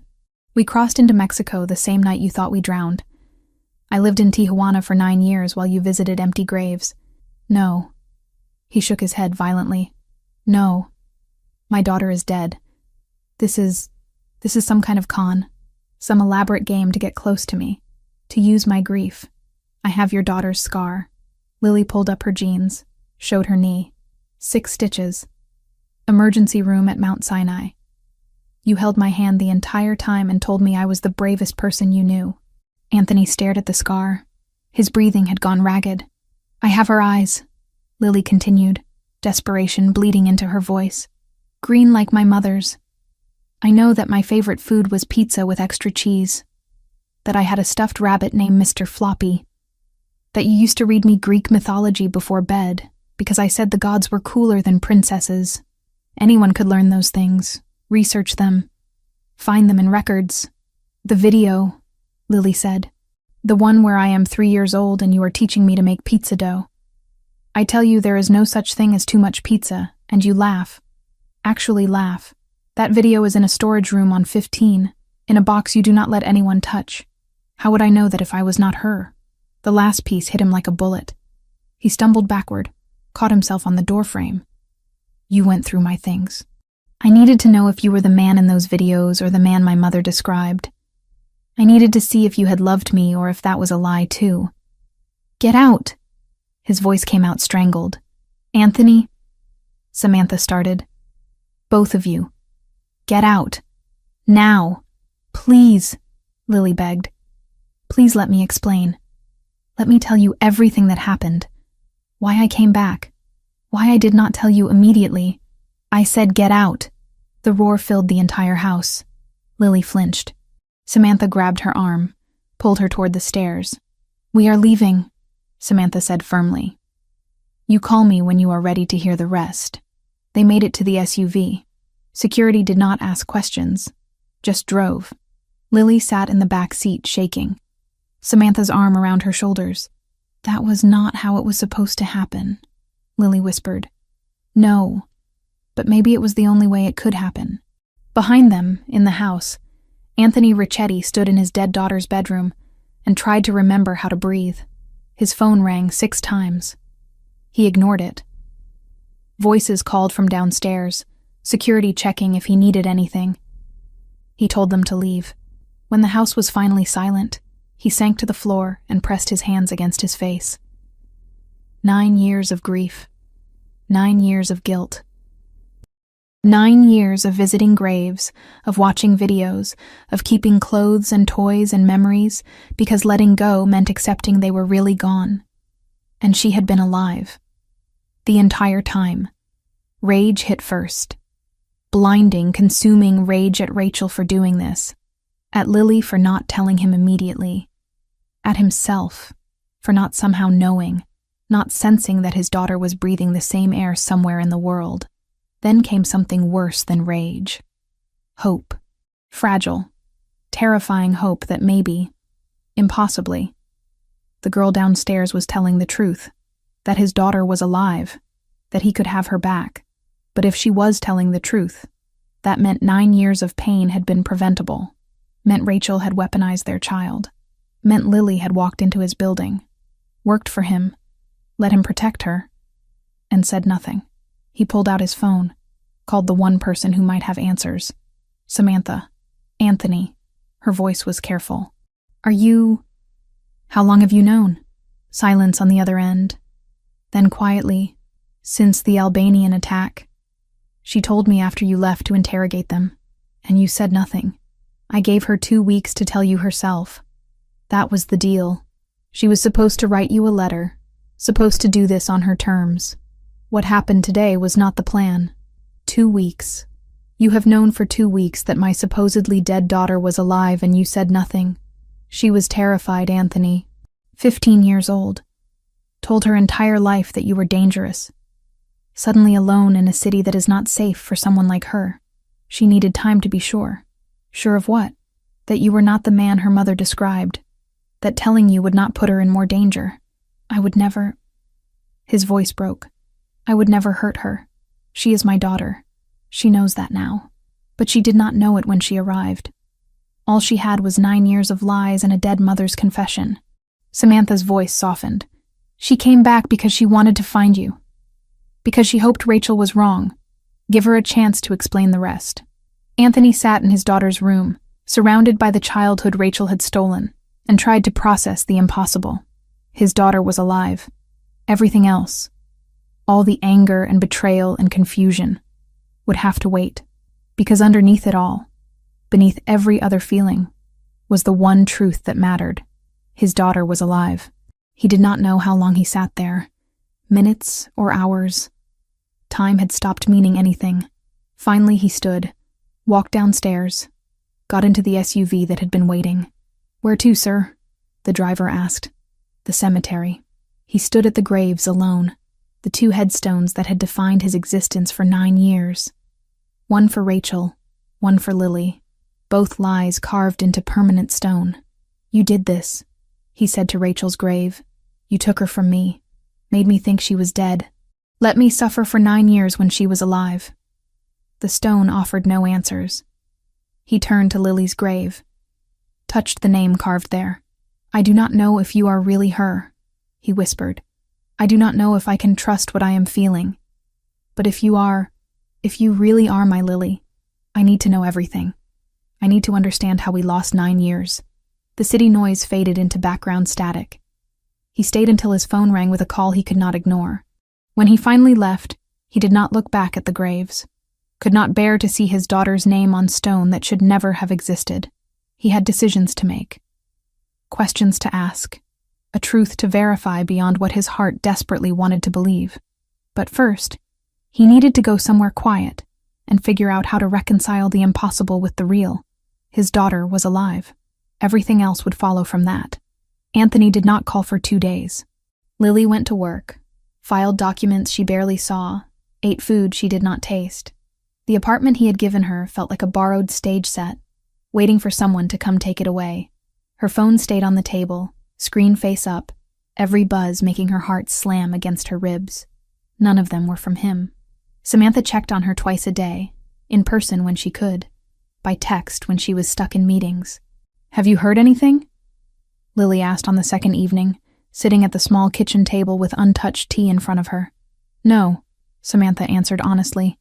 "He is processing. That is going to take time. Or he is deciding how to make me disappear. He is not going to hurt you," Samantha said. "He is angry, shocked, probably feels like his entire world just flipped. But he is not going to hurt you. He shouted at me to get out. Because he needed space, not because he wanted you gone forever." Samantha hesitated. "You detonated 9 years of grief in one sentence. There is no good way to respond to that. Do you regret giving me the 2 weeks?" Lily asked quietly. "Do you think I should have told him the first day I walked into the building?" "I do not know," Samantha admitted. "Part of me thinks there was never going to be a way to make this easy. Another part thinks every extra day hurt him more. But I am not the one who lived through what you did. You made the best decision you could with what you knew." Lily looked down at her hands. "He might never forgive me. He might not," Samantha said, "because lies would only make the fall worse later. But he might. You gave him something huge, terrible and miraculous at the same time. He gets his daughter back. That changes everything. If he wants me, if he did not want you, he would not have kept your room, your toys, your videos. He would not have visited your grave every day. Wanting you has never been the problem. The third day dawned gray and cold. Lily went to work because she did not know what else to do. Security still escorted her to and from the building, their orders unchanged. In the middle of alphabetizing a stack of contracts, her phone buzzed. Come to the penthouse. Now. No name. Did not need one. Her legs felt oddly numb on the elevator ride. When the doors opened into the penthouse, she half expected to see the room filled with people. Lawyers, priests, maybe a firing squad. It was just Anthony. He stood near the floor-to-ceiling windows, hands in his pockets, shoulders rigid. The city sprawled out behind him in muted winter colors. Lily, he said without turning. Her name sounded different now. Heavier. Real. She stepped inside. The elevator doors slid shut behind her with a soft hiss that felt far too loud. Sit, he said. She did not. I would rather stand. He took a slow breath, like he was counting to 10. Then he turned around. His eyes looked like he had not slept in days. There were new lines at the corners, tension drawn tight around his mouth. You wrote a letter, he said. You were going to leave it here. Yes. Why did you not? I wanted to be there when you read it. I did not want you to find out alone. He huffed something that was not quite a laugh. That did not work out. No. Silence stretched between them. The room felt too big and too small at the same time. How much of what you told me in that house was true? He asked finally. All of it. Start from the beginning, he said. Everything. No lies, no omissions, no protecting her memory. If I am going to believe you are my daughter, I need to know exactly what she did. So she told him. About the day at school when Rachel arrived with forced excitement. About the long drive out of the city. The way Rachel kept checking the rearview mirror. About the car left near the river with a few of their things inside. Doll, jacket, car seat. Just enough to make the story believable. About the man Lily never saw clearly who met them on the side road, took the car keys, and drove away with the vehicle that would later be found half submerged. Anthony listened without interrupting. No flinches, no questions. Just that cold, focused stare he used on men he was deciding whether to spare. She told him about Mexico, the tiny apartment in Tijuana, the jobs Rachel worked under the table, the Spanish that came faster than English, the way Rachel would scour the internet for any mention of Anthony, always ready to move again if his name appeared too close to where they were. She told me you were dangerous, Lily said, that you hurt people, that if you found us, you would hurt us too. I have hurt people, he said quietly. Many, but never you. Never her. I know that now. Her throat tightened. I did not then. She described the hospital, the pain in Rachel's voice when she finally admitted the truth. She said she lied about everything, Lily said. That you never hit her, that you never threatened me, that she left because she was angry, because she could not stand the idea of you winning in court. So she decided to hurt you in the one way she knew would work, by taking me and making you think I was dead. Anthony's hands clenched into fists at his sides. His knuckles went white. She said she regretted it at the end, Lily continued. That it did not make her feel better, that she ruined your life and mine, that if she could do it over, she would have stayed and fought fair. That sounds like her, he said. The words were flat, scraped raw, proud, stubborn, always wanting to win no matter the cost. Lily told him about Rachel's last days, the way she clung to Lily's hand, the apology that came too late to change anything except the story Lily would carry forward. I cremated her, she said. I scattered her ashes in a little place she liked by the water. Then I found the emergency money she left hidden. Enough for a bus ticket north and a fake ID. Alone, he said. Not a question. Yes, you were 15. Alone. No papers. No protection. I had survived worse in Tijuana. That is not an answer. It is the only one I have. He looked away, paced once across the room, then back. You could have called me, he said. Found some way to reach me. I have resources, connections. One phone call and I could have had you out of there, in a hospital in New York, with the best doctors in the world treating her. She did not want that, Lily said. She was terrified of being found, of you finding her. Even after she confessed, she was afraid of what you might do if you knew where we had been for 9 years, and you listened to her. She was my mother, Lily said quietly. Sick, dying. I did not want to spend her last days fighting. He flinched. So you honored her lies instead and let me bury an empty coffin. I did not know about the funeral, she said, about the graves, about any of it. We did not have access to news outside Mexico most of the time. I did not know you were visiting a stone with my name on it until I came back and saw it with my own eyes. The memory of that first day in the cemetery punched through her again. Anthony on his knees, white flowers on granite, 9 years of grief etched into his posture. What made you come back? He asked. Her confession. The way she said your name at the end. Not with fear. With regret. She said you loved me. That you always had. That stealing me from you was the worst thing she ever did. I wanted to know if that was true. If you were the man she described in those last days or the monster she had painted in the years before. So you forged documents, got into a program that brings you directly into my building, used my charity to get close enough to watch. Yes, and you did not think that was something you should mention before accepting my help. The apartment, the security, the dinners. I was afraid, she repeated. Afraid you would see me as part of what she did, that you would send me away. Or worse. Worse? His eyes flashed. What do you think I am? A man who has killed people, she said. A man who controls half this city from up here. A man my mother told me to fear. I had to see with my own eyes who you really were before I put my life in your hands. And what did you decide? She met his gaze. That you are not the man she described. That you are terrifying and dangerous, but not to me. That you loved me. That you still do. The last part hung there, daring him to contradict it. He did not. Instead, he sank into a chair like his legs had given out. Years seemed to drop onto his shoulders in a single moment.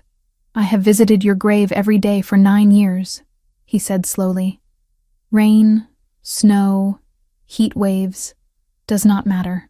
Every morning at 7:30, I stand in front of a stone with your name on it and talk to someone I believed was gone forever.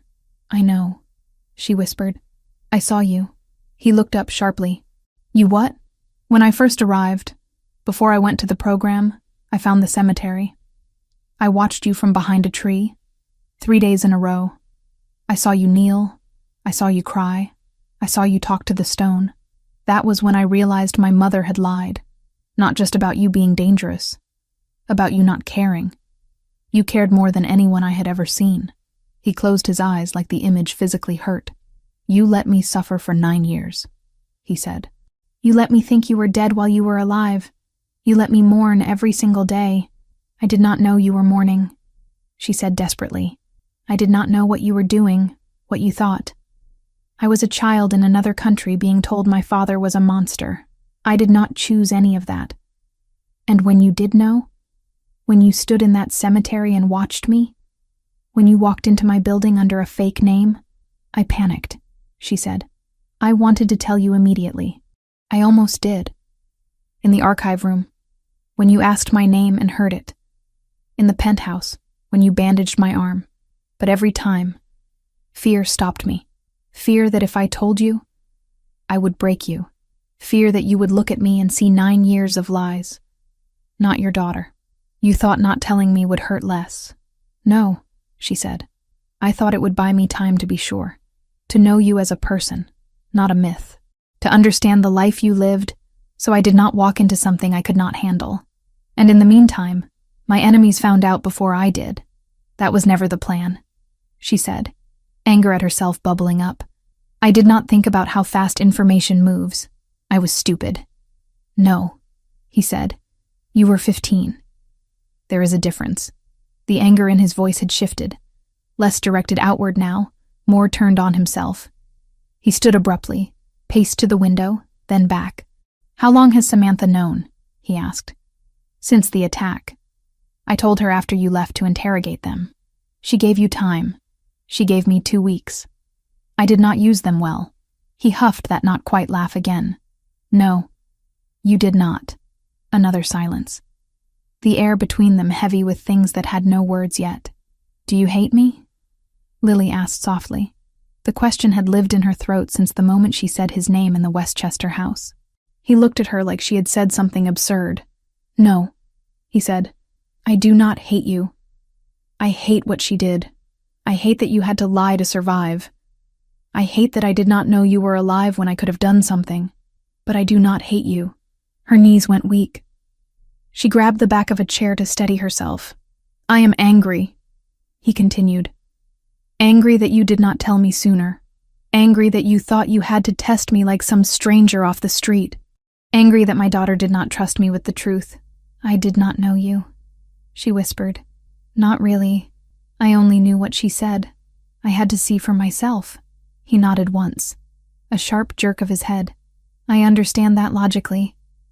Emotionally, I want to go back in time and shake you until you talk. That seems fair. He almost smiled. It did not quite make it all the way to his mouth. You are very calm for someone who just admitted to lying to a mafia boss, he said. I am not calm, she said. I am just out of panic. He exhaled slowly, some of the tension leaving his shoulders. I need proof, he said. Something beyond stories and scars. DNA, blood tests. I need my head to catch up to what my heart is already screaming at me. What is your heart screaming? Lily asked before she could stop herself. That my daughter is standing in front of me, he said simply. That the universe has played a cruel joke and a miracle at the same time. That if I am not careful, I will break both of us trying to make sense of it. He moved closer. Slowly, like approaching something wild. I want to hug you, he said. More than I have wanted anything in years. But I do not know if that will help or make this worse. Maybe we do not have to know, she said. Her voice shook. Maybe we just try. He hesitated 1 heartbeat longer, then closed the distance. The first touch destroyed her, his hands on her shoulders, heavier than she remembered, larger, calloused from years of work she did not want to imagine. He paused there, giving her a last chance to pull away. She stepped into him instead. His arms went around her in a motion that was half muscle memory, half instinct. He pulled her in like he had in the videos, but tighter, like he never planned to let go again. She broke. The sob tore out of her so violently it bent her forward. Tears soaked into his shirt, hot and endless. Her hands fisted in the fabric, afraid that if she did not hold on, this would dissolve into another dream. He shook too. She felt it, his chest heaving, breath uneven, one hand cradling the back of her head like she was still small enough to fit entirely under his chin. I am here, he whispered into her hair. You are here. You are real. I am sorry. She choked. I am so sorry. I should have come sooner. I should have told you immediately. I should have... Stop, his voice cracked. You survived. You came back. That is all that matters. They stayed like that a long time. Time blurred. The world outside the windows could have ended, and neither of them would have noticed. Eventually, the sobs slowed. Lily's legs went from shaky to merely weak. Anthony did not release her completely, just eased his hold enough to see her face. You look like her, he said quietly. Like me too. But the way you frown... He brushed a thumb over the line between her brows. That is all her. I do not remember her the way you do, Lily said. I remember the last version. Sick, angry. Sorry. I do not remember this house or what you were like together. I have videos, he said. Pictures. Stories. We will go through them when you are ready. All of them. You deserve to know the part she stole from you. Do you... She hesitated. The question felt fragile. Do you still want me here? In your life? In this... world? I have wanted you here every day for 9 years, he said. That has not changed because I am angry at how you came back. You are not going to send me away. Never. His voice hardened on that word. I let you be taken once. I will not fail you again. She believed him. For the first time since stepping off the bus in New York, some part of her unclenched. A soft knock sounded from the elevator foyer. "It is Samantha," came the muffled call. "Anthony? Lily? Are you okay?" Anthony closed his eyes briefly, then stepped back, keeping one hand on Lily's shoulder like he needed the physical contact to stay grounded. "Come in," he called. The elevator doors slid open. Samantha stepped out, expression fierce and worried at once. Her gaze flicked between them. Red-rimmed eyes, tear tracks, the slight swell of Anthony's chest from uneven breathing. "You talked," she said. "We did," Anthony replied. "And?" He looked at Lily, then back at Samantha. "And I need to know something." "Anything," Samantha said. "How long?" he asked. "Have you been carrying this alone?" She understood he did not mean about Lily existing. He meant about him, about his grief, his anger, his slow, stubborn attempt at being human again. "Since the day I met you," she said, but more consciously for the last few months. "You should have told me when you knew," he said, though there was less accusation now. "I know," she said. "If I could go back, I would probably do it differently. But at the time, all I could see was a girl who had survived something impossible, and a man who had survived something else impossible. And I did not want either of you to break the other by moving too fast." He studied her for a long moment. Then he did something that surprised Lily. He reached out his free hand and pulled Samantha closer, careful not to let go of his grip on Lily. "We are going to need you," he said simply. "Both of us." Samantha smiled through her own tears. "I am not going anywhere." They ended up on the couch, an odd, fragile triangle. Anthony sat in the middle, Lily on one side, Samantha on the other. The city stretched out beyond the glass, unaware that in one penthouse, a family was being painfully, miraculously reassembled. "Practicalities," Anthony said eventually, the strategist in him resurfacing. "We need to fix your papers. Birth certificate, death certificate, school records. The law believes you are dead. We have to undo that without making too much noise. I can help with that," Samantha said. "I have contacts in social services. They will be shocked. But there are procedures for people declared dead and later found alive. Rare, but they exist. We will use official channels where we can," Anthony said. "And where that fails, we will use mine." "What about school?" Lily asked. The thought of a normal classroom felt alien. "You are going," he said. "You lost too much already.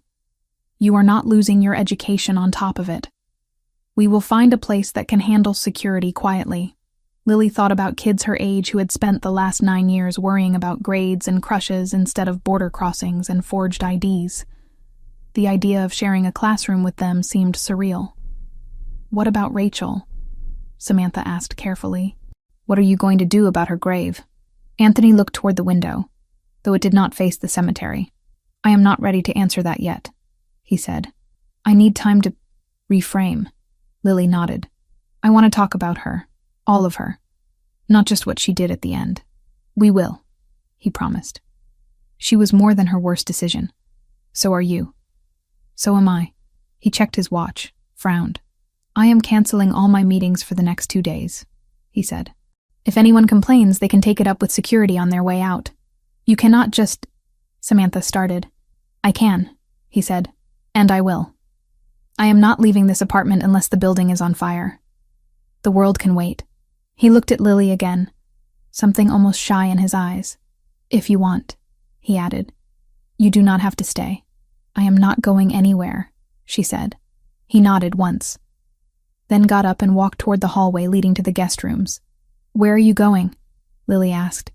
"To get something," he said over his shoulder. "Do not move."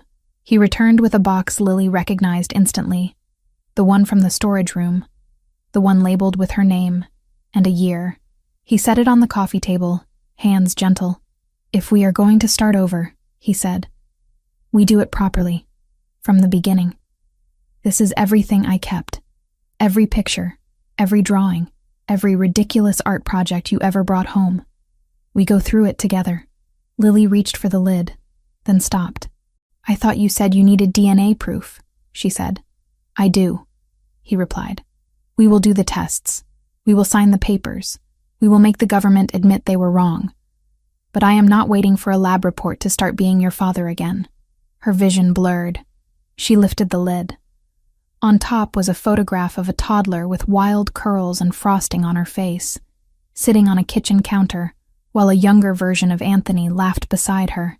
Lily touched the image with trembling fingers. Tell me about that day, she said. Anthony did.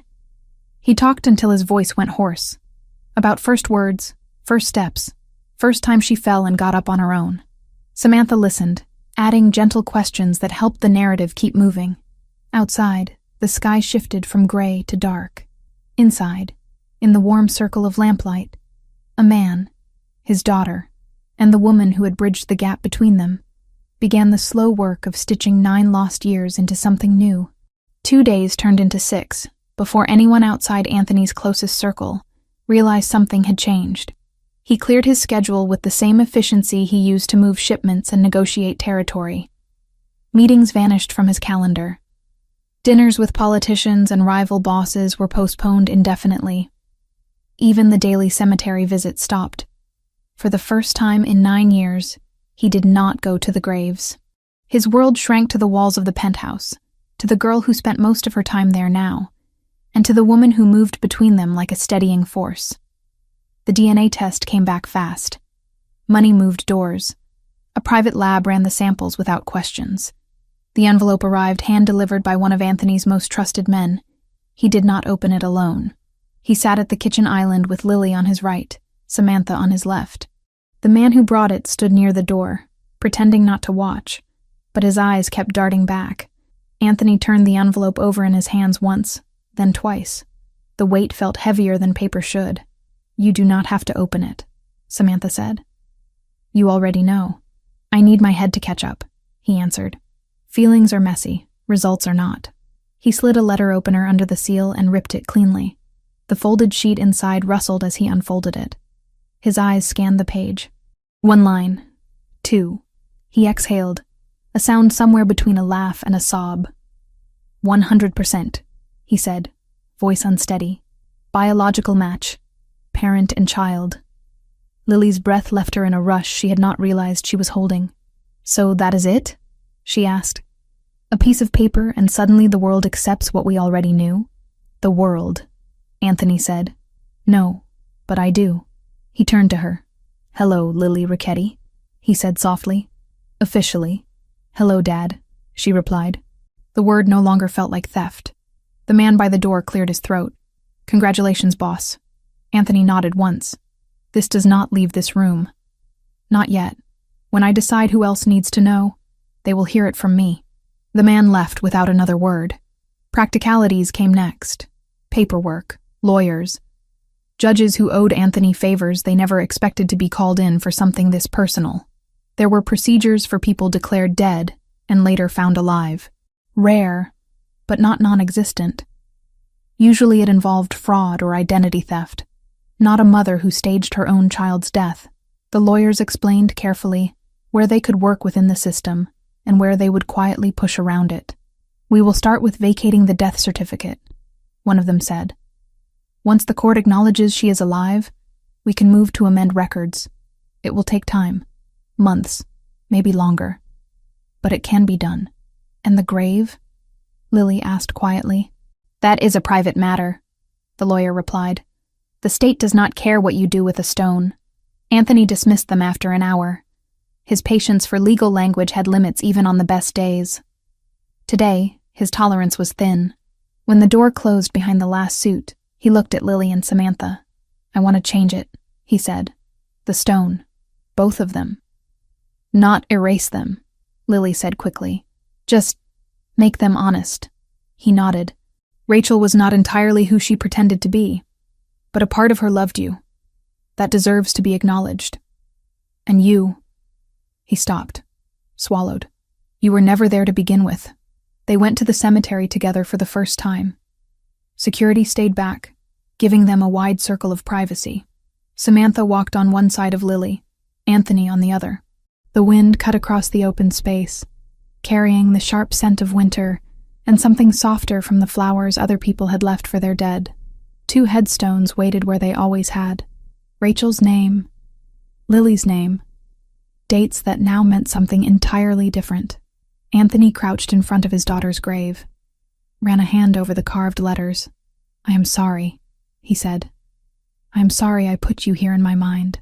I am sorry I did not fight harder when your mother took you. I am sorry I let this stone define 9 years that you were still living." Lily knelt beside him. "You did not know," she said. "You believed what everyone believed. There was blood. There was a car. There were reports. You are not a god. You do not see everything. I was supposed to protect you, and you tried. You are trying now." He closed his eyes for a moment. When he opened them, they were wet but clear. "We will replace this," he said. "Not remove it completely. I cannot pretend those 9 years did not happen, but we will change it into something that reflects truth." "What will it say?" she asked. "Maybe nothing," he said. "Maybe it will be blank for a while, a reminder that the story is still being written." They moved to Rachel's grave next. Lily stared at the name. Her mother. The woman who had held her and lied to her, who had stolen her and kept her alive, who had hurt and loved in the same breath. "I do not know how to feel standing here," Lily admitted. "I am angry. I am sad. I miss her. I hate what she did. I feel guilty for hating someone who is not here to defend herself. You do not owe her simple feelings," Samantha said gently. "She did something unforgivable, and she also raised you and loved you. Those things exist together. They do not cancel each other out." Anthony's jaw worked. "She destroyed me," he said. "She knew exactly what leaving like that would do. But she also gave me you. I cannot pretend she was only one thing." He knelt, placed his palm flat against the cold stone. "I hope you see this," he said quietly. "Wherever you are, I hope you see that we found each other anyway. In spite of you. Because of you. I do not know which yet." Lily reached out and put her hand over his. For a moment, all 3 of them were connected through the name of the woman who had bound and broken them. Later, Anthony would arrange for a new stone. Rachel's would be replaced with one that spoke of complexity. Mother, wife, flawed human being. Lily's would be turned into a memorial, not a lie. A marker for what almost was lost, not what had been. But that day, they left the cemetery with nothing changed but themselves. Back at the penthouse, real life waited. "We need to talk about school," Anthony said that evening over takeout containers spread across the kitchen island. He had tried to convince the chef downstairs to make something, but Lily had asked for cheap Chinese food that reminded her of late nights in small apartments. He had reluctantly agreed. "I have never been to a real American school," she said, picking at noodles. "Not since I was 6. "Then you are overdue. I do not even know what grade I should be in." "We will test you," Samantha said. "See where you are academically, then place you accordingly. Age-wise, you would be in 10th grade. But we can adjust if needed." Anthony frowned. "I do not like the idea of you in a building I do not control." "There are private schools with good security," Samantha replied. "Places used to high-profile kids, children of diplomats, CEOs, people with enemies. And me," Lily said dryly. "Child of a mafia boss. That will go over well." "No one has to know that part," Samantha said. "On paper, you will be the daughter of a wealthy businessman. That is all." "You are okay with lying like that?" Lily asked her. "I am okay with keeping you alive long enough to figure out who you want to be," Samantha said. "If that means fudging some details on a school application, I will sleep fine." Anthony gave a short nod. "Start looking. Money is not an issue. Safety is. And what about—" Lily hesitated. "Your world. The other one. The part that is not boardrooms and legal fronts. My world," he said slowly, "is not what it was when my father ran it. I have already been moving things toward legitimate operations. Too slowly, apparently. Now, with you here, that process accelerates. You cannot just walk away," she said. "You said so yourself. I cannot vanish without consequences," he agreed. "But I can step back. Delegate. Reduce exposure. There is a difference between being the face of an empire and being the landlord of its legal shells. Samantha watched him, aware of how significant that statement was. Men like Anthony did not give up control easily. "You are doing this for her," she said. "I am doing this for both of us," he replied. "I have spent 9 years with nothing to lose. That is a dangerous way to live. Now I have something again. Someone. That changes calculus." He looked at Lily. "I will not lie and say I can become an honest man overnight. That would be another lie you do not need. But I can promise you this. Nothing from that side of my life will ever touch you if I can help it, and I will work every day to reduce the chances it can." Lily held his gaze. "You cannot promise nothing will ever touch me," she said softly. "You live in a world where bullets do not care about intentions." "You are right," he said. "I cannot control everything, but I can control where I stand when the bullets start flying. You would stand in front of me," she said. "Every time," he answered. Trust did not spring fully formed from those words. It grew, slowly, over the next months. Lily enrolled in a private school on the Upper West Side under the name Lily Wells Ricchetti, daughter of businessman Anthony Ricchetti and partner Samantha Wells. The hyphen was deliberate, a quiet acknowledgement of the woman who had held her hand through the most dangerous part of the journey back. At first, school felt like an alien planet. Kids complained about homework and college applications, and parents who did not understand them. Lily came from a life where worries were measured in border checkpoints, and whether a landlord would change the locks without warning. She was behind in some areas, ahead in others. Math and science came easily. Literature took more work. History felt like reading someone else's life story while living an entirely different genre. The school knew nothing of her real background. On paper, she was a transfer student from an international school in Mexico City. Her Spanish fluency helped sell that story. The security team blended in as drivers and family staff. They were there without being obviously there. Anthony hated it. Every morning when she left, he experienced a spike of panic he tried not to show. Every afternoon when she returned, he breathed easier. It became their ritual. She would drop her bag by the door, kick off her shoes, and find him in whatever room he had claimed that day. "How was school?" he would ask, half teasing, half serious.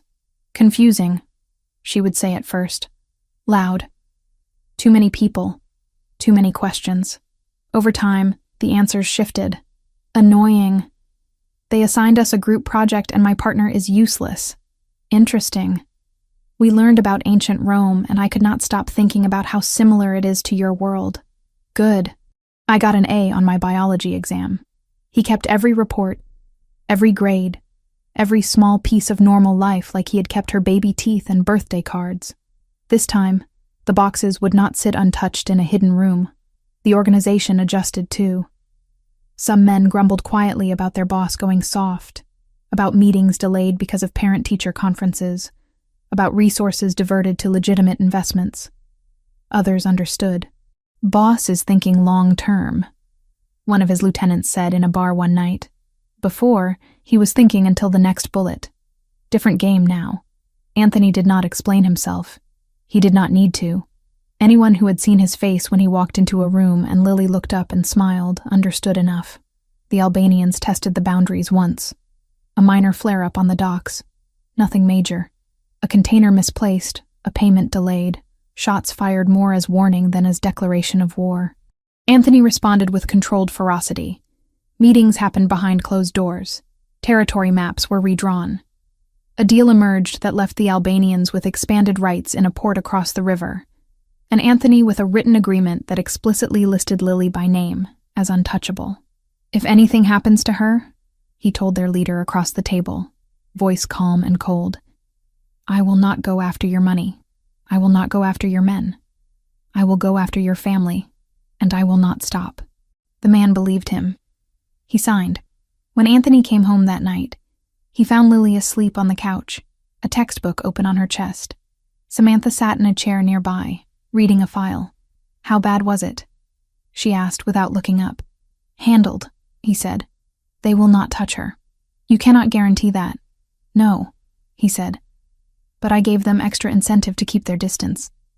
She closed the file, studied his face. "You look tired." I negotiated with men who think compromise is weakness. I am exhausted. Come sit down, she said. For 5 minutes. Then you can go back to being terrifying. He did. He sat beside his sleeping daughter and watched the steady rise and fall of her chest. She snores a little, he observed.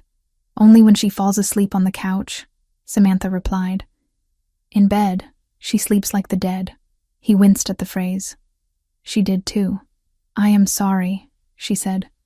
Do not be. Death will always be in the room with us. We might as well learn to joke around it. He turned to her. You saved us, he said quietly. Both of us. If you had told me the day you suspected, I might have pushed her away. Might have thought it was a trick. You gave her time to see me. You gave me time to be someone worth coming back to. I also let you both suffer for longer than you needed to, she said. That is not nothing. It is part of the story, he said. Like everything else, regret does not erase what came after. He reached for her hand.